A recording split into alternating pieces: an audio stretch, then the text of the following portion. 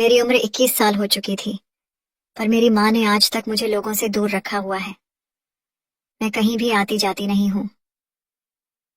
हमारे गांव में मेरी हकीकत धीरे धीरे सबको पता चल गई थी कि मुझे सच्चे सपने आते हैं, और मैं जो सपना देखता हूँ मुझे सपने में ही नजर आ जाता है। इसलिए मेरी माँ ने रातों रात गांव छोड़कर एक छोटे से शहर में किराए का एक घर ले लिया और हम वहां रहने लगे, क्योंकि इस सपने के अनुसार मैं खुद ही। दोस्तों, मैं अपनी जिंदगी की एक ऐसी कहानी आप लोगों को सुनाने जा रही हूँ जो बिल्कुल सच है। ये एक ऐसी कहानी है जिसे सुनकर आप हैरान हो जाएंगे। इस कहानी को सुनकर आपके दिल में पहला सवाल यही आएगा, क्या ऐसा भी हो सकता है? तो सुने मेरी कहानी। मेरा नाम तन्वी है। मेरी पैदाइश एक छोटे से गांव में हुई थी। मेरे पापा उस समय मुझे छोड़कर इस दुनिया से चले गए थे जब मैं 5 साल की थी। हम लोग बहुत गरीब थे। 2 वक्त की रोटी भी बहुत मुश्किल से मिलती थी। घर का खर्चा चलाने के लिए मेरी माँ ने लोगों के कपड़े सिलना शुरू कर दिए थे, और फिर उन्हीं सिलाई के पैसों से घर खर्च करती थी, जो कि बहुत मुश्किल से होता था। मेरे ननिहाल वाले मेरी माँ को कई बार लेने आए, लेकिन मेरी माँ ने उनके घर जाने से मना कर दिया। मुझे याद है, मैं उस समय 12 साल की थी जब मेरे बड़े मामा मेरी माँ को लेने आए थे। उन्हें देखकर मैं बहुत खुश थी। कितने लंबे अरसे के बाद वह हमसे मिलने आए थे। मैं खुश इसलिए थी क्योंकि हमारे घर कोई भी आता जाता नहीं था। मेरी माँ का हाल भी मुझसे अलग नहीं था। खुशी उनके चेहरे से झलक रही थी, मगर कहीं ना कहीं अंदर से वह बहुत ज्यादा डरी हुई भी थी। मैं खुशी खुशी मामा के पास बैठ गई थी। उनकी बात सुनकर मैं भी डर गई थी। मैंने अपनी माँ को खाना बनाते देखा तो उनके पास चली गई। मैंने अपनी माँ से कहा, मम्मी, आप मामा के साथ चली जाएगी और मुझे छोड़ देंगे क्या? क्या यह सही बात है? मैंने कुछ देर पहले अपने मामा के मुंह से सुनी हुई बात मम्मी के सामने दोहरा दी तो सब्जी में चम्मच चलाते हुए मेरी माँ के हाथ रुक गए। मेरी माँ ने मुझे गले से लगा लिया और कहा, नहीं गुड़िया, मैं तुझे छोड़कर क्यों जाऊंगी? तू तो मेरी जान है। कोई जरूरत नहीं है इसे साथ लेकर जाने कि तुम हमारे साथ जाओगी, बस। और इसको इसके दादी हाल वालों के पास छोड़ दो। मामा की बात सुनकर मैं डरकर अपनी माँ के पीछे छुप गई थी। मामा की बात सुनकर मेरी माँ रोने लगी। बोली, भगवान के लिए मेरी बच्ची को मुझसे अलग मत करो, मैं इसके बिना नहीं जी पाऊंगी। मम्मी ने मामा के सामने हाथ जोड़ दिए, जिस पर मामा गुस्से से बोले, फैसला तुम्हारे हाथों में है। या तो हमारे साथ चलो और आराम के सुकून की जिंदगी जियो, या फिर इस मनहूस के साथ रहो। उनके शब्दों में नफरत ही मेरी माँ ने मुझे गोद में उठा लिया और मुझे कसकर अपने सीने से लगा लिया और बोली, मेरी बच्ची ही मेरा सब कुछ है। मैं मरकर भी उसे नहीं छोड़ सकती। बाकी आप लोगों की मर्जी। मम्मी की बात सुनकर मामा ने मुझे कहर भरी नजरों से घूरा था और बोले, तुम बहुत पछताओगे सुनीता। अपनी माँ की मोहब्बत देखकर मैं खुद को दुनिया की सबसे खुशनसीब लड़की समझने लगी थी, लेकिन मुझे नहीं पता था कि मैं दुनिया की सबसे खुशनसीब लड़की नहीं, बल्कि सबसे बदनसीब लड़की होने वाली हूँ। जिसे मैं अपनी माँ की मोहब्बत समझ रही थी, वह तो कुछ और ही था। मेरे मामा ने एक बार फिर से मेरी माँ को मनाने की कोशिश की। बोले, सुनीता, अभी वक्त है, अपना फैसला बदल लो, नहीं तो एक दिन वो आएगा कि तुम पछताओगे, बहुत पछताओगे, और फिर तुम्हें कहीं भी सहारा नहीं मिलेगा। हमारे दर पर भी तुम्हें सहारा नहीं मिलेगा। जब मम्मी ने कोई जवाब नहीं दिया तो मामा गुस्से से चले गए। मेरी माँ के जाने के बाद काफी वक्त तक मेरी माँ ने मुझे सीने से लगाए रखा और रोती रही। जिंदगी यूं ही गुजरती जा रही थी। मैं 15 साल की होने वाली थी, मगर मेरी माँ ने मुझे घर से बाहर निकलने की अनुमति नहीं दी थी। मैंने जिंदगी के 15 साल घर की चारदीवारी में ही गुजार दिए। मुझे कभी कभी बहुत रोना आता है। मैं ना तो स्कूल जा सके, ना ही किसी को अपना दोस्त बना सके। जब भी घर में कोई औरत आती तो मेरी माँ मुझे कमरे में बंद कर देती और सख्ती से कह देती कि बाहर निकलने की कोई जरूरत नहीं है और दरवाजा बिल्कुल भी मत बजाना, वरना मुझसे बुरा कोई नहीं होगा। मैं अपनी जिंदगी से परेशान हो चुकी थी। मुझे बहुत गुस्सा आता कि ऐसा मेरी माँ मेरे साथ क्यों करती हैं। आखिर क्या कारण है कि मेरी माँ मुझे लोगों से छुपाती हैं, लोगों से मिलने नहीं देती, मगर चाहकर भी मैं यह समझ ना पाती और माँ से पूछने की हिम्मत भी नहीं जुटा पाती। दिन ब दिन मैं चिड़चिड़ी होती जा रही थी। अपनी माँ से बात करना भी मुझे अच्छा नहीं लगता था। जब भी माँ से बात करती तो वह मुझे नसीहत ही करती रहती। एक दिन मैं कमरे में बैठी अपने ही बारे में सोच रही थी, जब मेरे दिमाग में आया कि आज अपनी माँ से पूछ ही लूं कि वह मुझे घर की चारदीवारी में कैद करके क्यों रखती हैं। यही सब सोचकर मैं अपनी माँ के पास गई। वह सब्जी काट रही थी। मुझे अपने पास खड़ा देखकर मुस्कुराए। बोली, क्या बात है, ऐसे क्यों देख रही हो? मैं बोली, मम्मी मुझे आपसे कुछ पूछना है। मैंने अपनी माँ से बहुत हिम्मत करके कहा। तो मेरी माँ ने कहा, हाँ कहो, क्या बात करनी है। मम्मी ने मुझे बैठने का इशारा किया तो मैं उनके पास ही बैठ गई। अब बोल भी ले, मुंह में दही जमा रखा है। क्या मुझे खामोश देखकर मेरी माँ ने छुरी और टोकरी एक तरफ रखते हुए कहा। मैंने कहा, मम्मी आप मुझे बाहर जाने की अनुमति क्यों नहीं देती?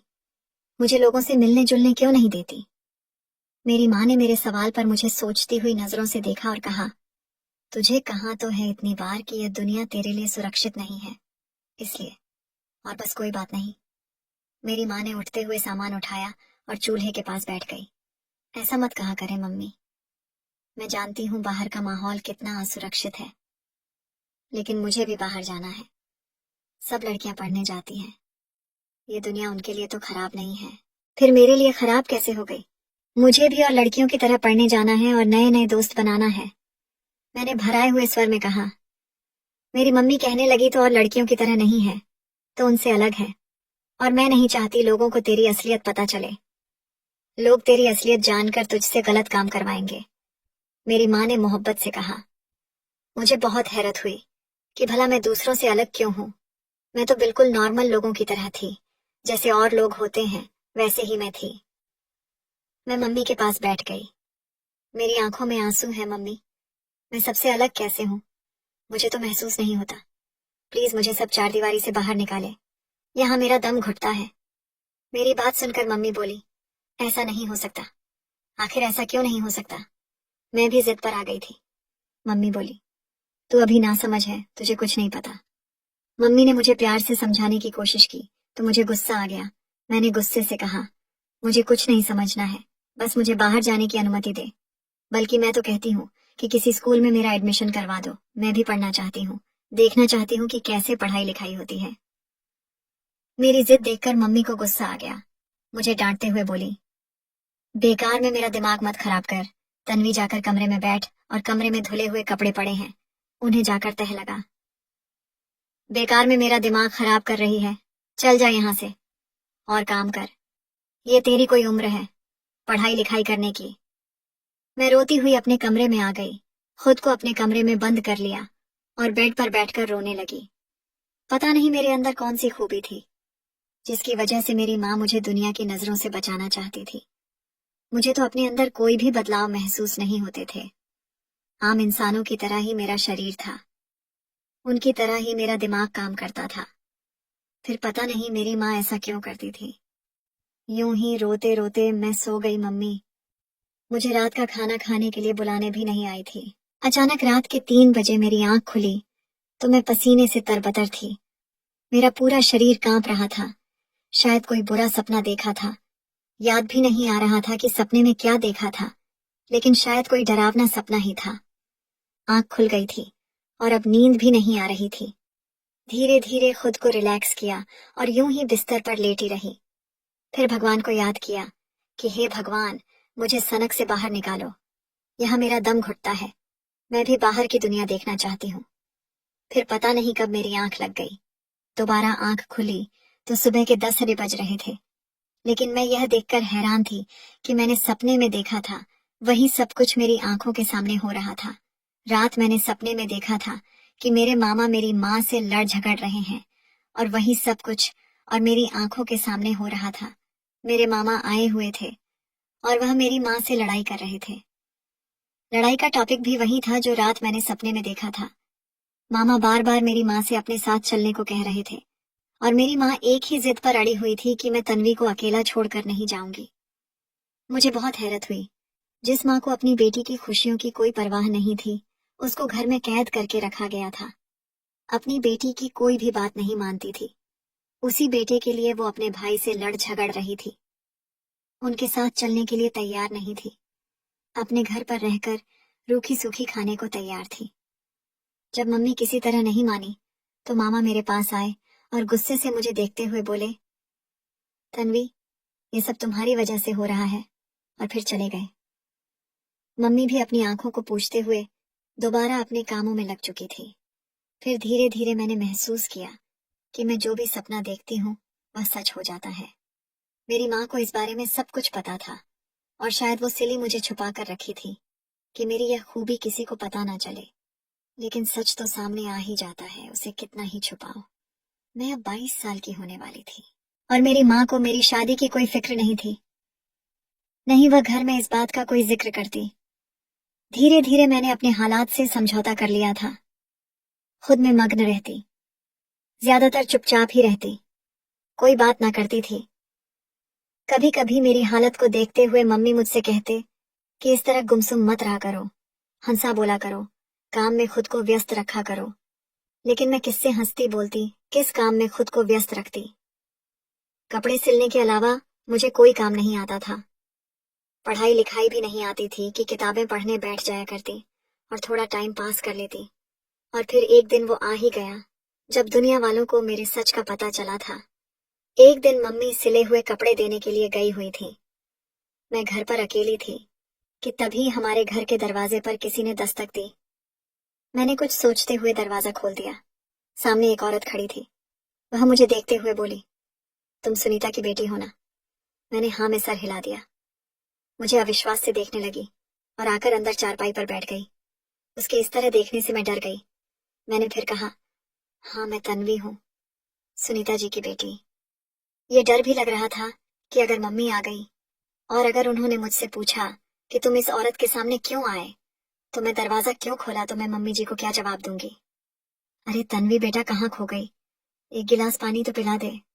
आंटी की बात सुनकर मैं शर्मिंदा हो गई और जी अच्छा कहकर किचन में चली आई। पानी का गिलास लेकर आई और उनकी तरफ पानी का गिलास बढ़ाया। पानी का गिलास लेते हुए आंटी बोली, एक बात बता बेटा, तेरी माँ तुझे सबसे छुपाकर क्यों रखती है? मैं क्या जवाब देती। चुपचाप खड़ी रही थी वो औरत खुद ही बोलने लगी है, हर वक्त घर के अंदर रहती हो, कभी कभी आ जाया करो, हमारे घर बच्चों के साथ मन लगा रहेगा। आंटी से बातें कर रही थी कि मम्मी जी आ गई। मुझे उस औरत के पास रह देखकर मम्मी की आंखों में गुस्सा उभर आया। मुझे आंखों से अंदर जाने का इशारा किया और वहीं आंटी के पास बैठ गई। आंटी पूछने लगी, अरे सुनीता, ये तेरी बेटी तन्वी है ना? कभी देखा ही नहीं इसे, हालांकि हम सब साथ रहते हैं। मम्मी का जवाब सुनने के लिए मैं छत पर खड़ी हो गई। सुनना चाहती थी कि मम्मी उस औरत को क्या जवाब देंगे, और फिर मेरी मम्मी ने जो जवाब दिया उसे सुनकर मैं कहां पर गई वाला। कोई माँ अपनी बेटी के बारे में ऐसा कैसे बोल सकती है? मम्मी ने उस औरत से कहा था कि मुझे अपनी बेटी पर शक है कि कहीं वह कोई गलत कदम ना उठा ले, इसलिए मैं उसको घर के अंदर बंद रखती हूँ। गुस्से से मेरा पूरा शरीर कांप रहा था। मैंने सोचा मम्मी से इस बारे में जरूर बात करूंगी। मैं उस औरत के जाने का इंतजार करने लगी और कमरे में टहलने लगी।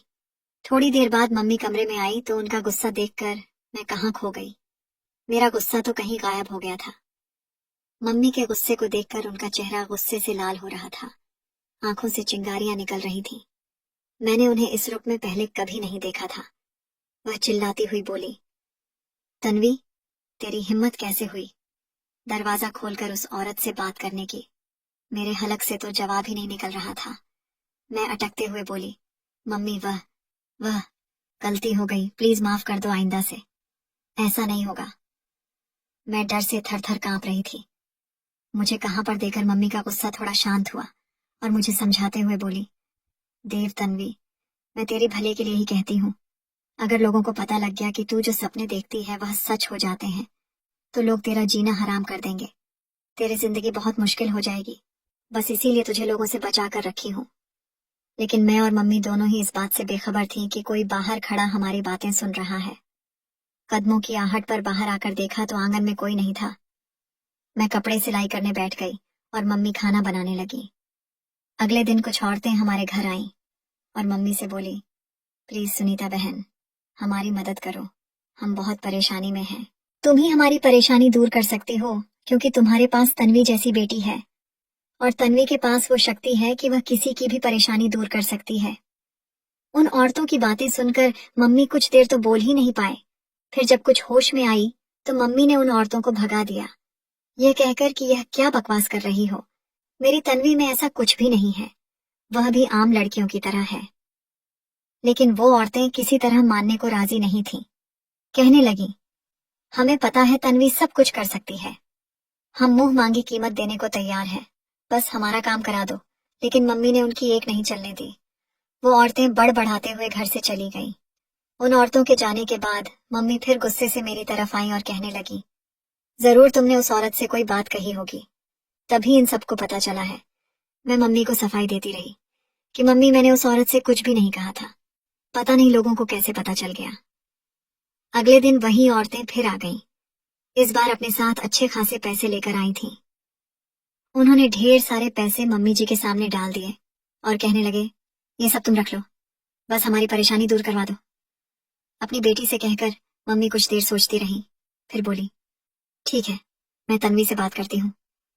वह सब औरतें खुश गईं और मुझे दुआएं देती हुई चली गईं।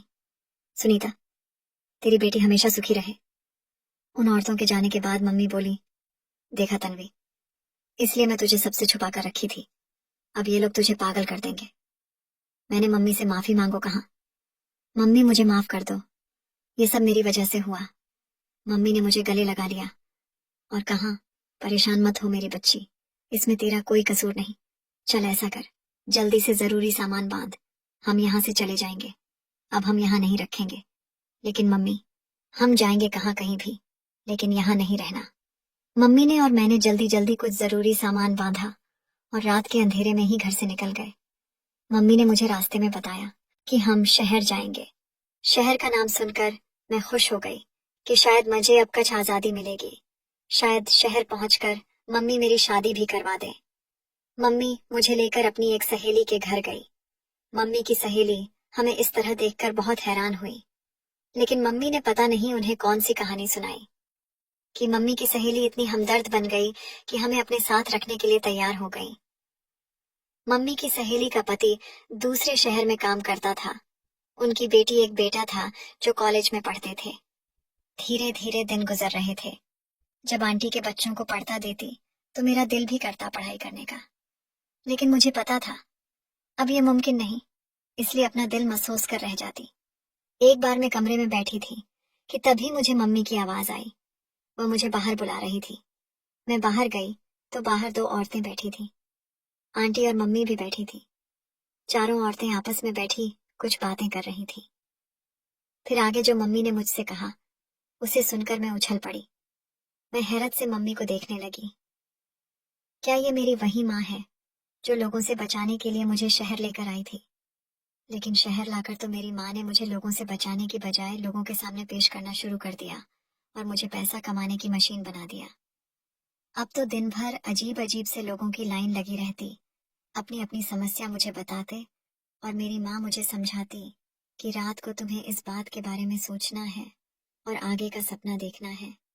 अब जाहिर सी बात है कि एक रात में एक ही सपना देख सकती थी, इसलिए सबका नंबर आना मुश्किल था। अपनी बारी के इंतजार में लोगों को हफ्तों इंतजार करना पड़ता था। मैं तो अब तंग आ गई थी, क्योंकि लोग ऐसी ऐसी अजीब बातें बताते हैं कि मुझे शर्म आने लगती थी। लेकिन मेरी माँ पर तो जैसे पैसे कमाने का भूत सवार हो गया था। मैं सोच भी नहीं सकती थी कि मेरी माँ इतनी लालची औरत है। पैसों के लालच में आकर मेरी माँ ने मेरी जिंदगी खराब कर दी। पहले तो कहाँ वह मुझे लोगों के सामने भी नहीं आने देना चाहती थी, और अब पैसे कमाने के लिए उन्होंने मुझे इस्तेमाल करना शुरू कर दिया था। एक दिन मैंने मम्मी के सामने हाथ जोड़ दिए, मम्मी मुझसे ये सब मत करवाएं, मुझसे ये सब और नहीं होता। मेरी बात सुनकर मम्मी बोली, क्यों, अब तुझे क्या परेशानी है? तू ही तो चाहती थी कि तू लोगों से मिले जुले, उनसे बातें करे। उन्होंने क्या समझ आती कि मुझे इस तरह की आजादी नहीं चाहिए थी। मुझे तो आप उन्होंने और भी ज्यादा कैद कर दिया था। कभी कभी सोचती इस घर से भाग जाऊं। एक बार मैं दरवाजे पर खड़ी थी कि तभी हमारे दरवाजे के सामने से एक लड़का होकर निकला। वह बार बार मेरी तरफ ही देख रहा था। मैं घबराकर अंदर आ गई और मेरे हैरत की हद न रही जब उस लड़के ने अगले दिन अपना रिश्ता लेकर भेज दिया। मैं किचन में कुछ काम कर रही थी। मुझे मम्मी की आवाज में साफ आ रही थी। मम्मी कहने लगी, देखिए, हमने अपनी तन्वी की शादी नहीं करनी, आप जा सकते हैं। मम्मी की बात सुनकर मुझे बहुत हैरत हुई। मिला, मम्मी मेरी शादी क्यों नहीं करना चाहती थी? वह लोग बोले, आप ऐसा क्यों करेंगे? बेटी की शादी करना तो हर माँ बाप का फर्ज होता है, और मेरा बेटा तो लाखों में एक है। वह आपकी बेटी को पसंद करता है, उसे शादी करना चाहता है।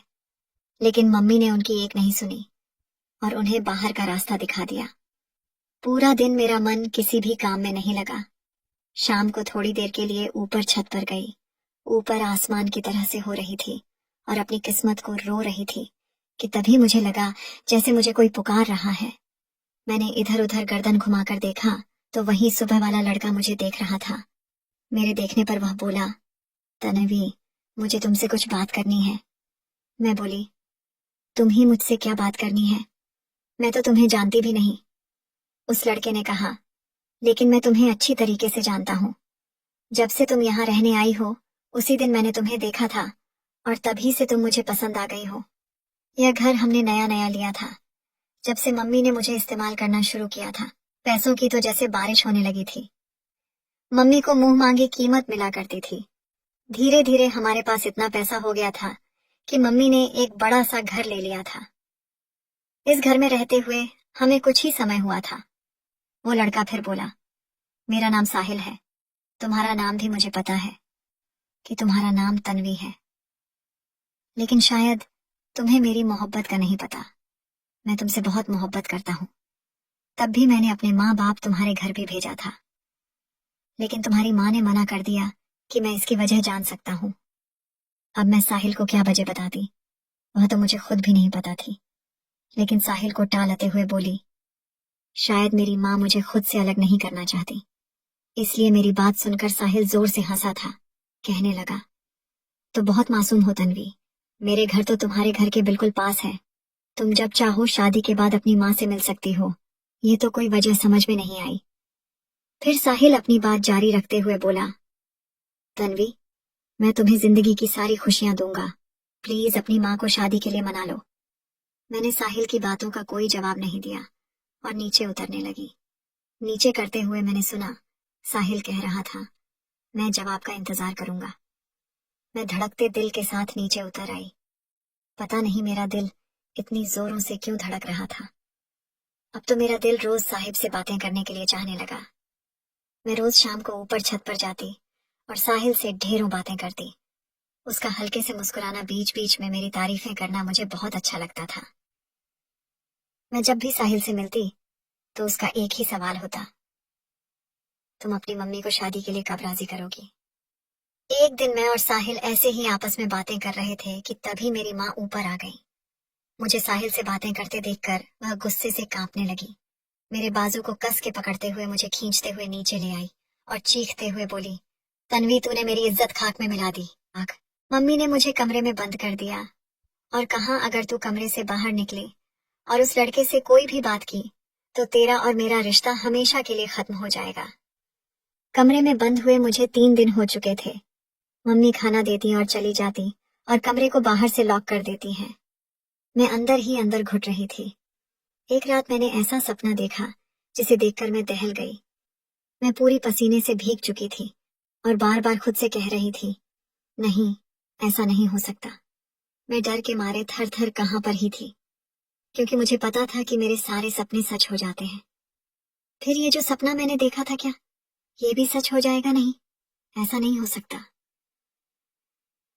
अगले दिन मम्मी मेरे पास आएंगे और कहने लगी कि तुम्हारी शादी है, तुम्हें शादी का बहुत शौक है ना, मैंने तुम्हारी शादी पक्की कर दी है। लेकिन मम्मी के मुंह से यह बात सुनकर मेरे सर पर तो आसमान ही गिर पड़ा। ये तो मुझे पता था कि मम्मी साहिल के साथ मेरी शादी हरगिज नहीं करेंगे। फिर भी शायद उम्मीद की एक डोर थी। मैंने हकलाते हुए पूछा, किसके साथ?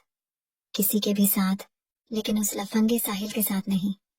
मम्मी की बात सुनकर मैं रोने लगी, लेकिन मम्मी को मेरे ऊपर दया नहीं आई। मम्मी ने आगे बढ़कर मेरा हाथ साहिल के हाथों से छुड़ाया और एक बार फिर से जोरदार धक्का साहिल को दिया। साहिल होश में नहीं था, वह लड़का आया और सामने पड़ी मेरे से टकरा गया। उसका सर टेबल के कोने से लग गया और उसका सर से खून बहने लगा। मैं बहुत ज्यादा डर गई और उसे उठाने की कोशिश करने लगी। मैं जोर जोर से रो रही थी और कह रही थी कि प्लीज कोई हेल्प करो, कोई इसे हॉस्पिटल पहुंचाओ, ये मर जाएगा। और फिर तभी मुझ पर पागलपन सवार हो गया। टेबल पर रखी फ्रूट बास्केट से मैंने चाकू उठा उठा लिया और जाकर अपनी मम्मी के सामने खड़ी हो गई। मैं गुस्से से कहते हुए अपनी मम्मी से बोली, अभी साहिल को हॉस्पिटल लेकर चले, नहीं तो। मेरा ही रूप देखकर मम्मी के मुझे तो आवाज ही नहीं निकल रही थी। वह बस आंखें फाड़े मुझे देख रही थी। जब मैंने दोबारा चेक कर कहा कि साहिल को हॉस्पिटल लेकर चलो, तब उन्हें होश आया और जल्दी जल्दी साहिल को हॉस्पिटल ले जाया गया। साहिल बेहोश हो चुका था, उसके सर से काफी खून बह चुका था। मैं रास्ते भर रोती रही, साहिल साहिल पुकारती रही। साहिल का सर मेरी गोद में रखा हुआ था। साहिल, आंखें खोलो, तुम्हें कुछ नहीं हो सकता, मैं तुम्हारे बगैर मर जाऊंगी साहिल। ये दुनिया बहुत बेदर्द है। एक तुम्हारे प्यार ने ही तो मुझे सहारा दिया था और अब तुम भी आंखें नहीं खोल रहे। कुछ तो बोलो साहिल। हॉस्पिटल में डॉक्टर साहिल का चेकअप कर रहे थे। हम सब लोग बाहर बैठे हुए थे। साहिल के माँ बाप भी आ गए थे। मैं चेयर पर बैठी हुई आंसू बहा रही थी। जब मम्मी उठकर मेरे पास आई थी, मम्मी को देखकर मेरी आंखों में नफरत की चिंगारियां उठने लगी। मैंने कहा, मम्मी, अगर मेरे साहिल को कुछ हो गया तो मैं आपको जिंदगी भर माफ नहीं करूंगी। आपने मुझे पूरी जिंदगी खुशियों के लिए तरसा कर रखा और जब भगवान ने मेरी झोली में खुशियां डालनी चाही तो आपने उन खुशियों को भी छीन लिया। आप दुनिया की सबसे बुरी माँ है। एक बात कान खोलकर सुन लीजिए, अगर साहिल को कुछ हो गया तो मैं भी नहीं जीऊंगी और हम दोनों का खून आपके सर जाएगा। मम्मी ने मेरे दोनों हाथ पकड़ लिया और बोली, मुझे माफ कर दे तन्वी।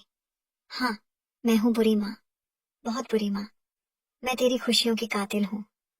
मुझे तेरी खूबी के बारे में बचपन से पता था और बचपन से ही मेरे अंदर लालच भर गया था। जब तू छोटी थी तभी मैंने सोच लिया था कि जब तू बड़ी हो जाएगी तो तेरे जरिए पैसे कमाऊंगी। मैं गांव में लोगों से तुझे इसलिए बचा कर रखती थी क्योंकि मुझे पता था गांव के लोगों से इतनी कमाई नहीं हो सकती। और जब मुझे लगा कि अब समय आ गया है पैसे कमाने का, तो फिर मैं तुझे लेकर शहर गई। मुझे तेरी और साहिल की मोहब्बत से अब कोई एतराज नहीं है। भगवान ने चाहा तो साहिल अच्छा हो जाएगा और मैं खुद अपने हाथों से तेरी शादी साहिल के साथ करूंगी। बस तुम मुझे माफ कर दे। मम्मी की आंखों में आंसू थे, पश्चाताप के आंसू, और इन आंसुओं को देखकर मैं पिघल गई। आखिर जैसी भी थी वह मेरी माँ थी। मैंने अपनी माँ को माफ कर दिया। साहिल ठीक हो गया था। हम उसे घर लेकर आए और फिर कुछ दिनों में ही मेरी और साहिल की शादी हो गई। और आज मैं साहिल की दुल्हन बनी, सुहाग की सेज पर बैठी उसका इंतजार कर रही थी। साहिल अंदर आया, उसने मेरा घूंघट उठाया, अपने प्यार की निशानी के रूप में एक अंगूठी मेरी उंगली में पहना दी। मेरा दिल खुशी से धड़क रहा था।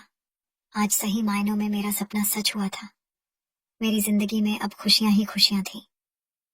साहिल ने मुझे इतनी मोहब्बत दी कि मैं अपने पुराने सारे दर्द भूल गई। आज भगवान का जितना धन्यवाद करूं कम है।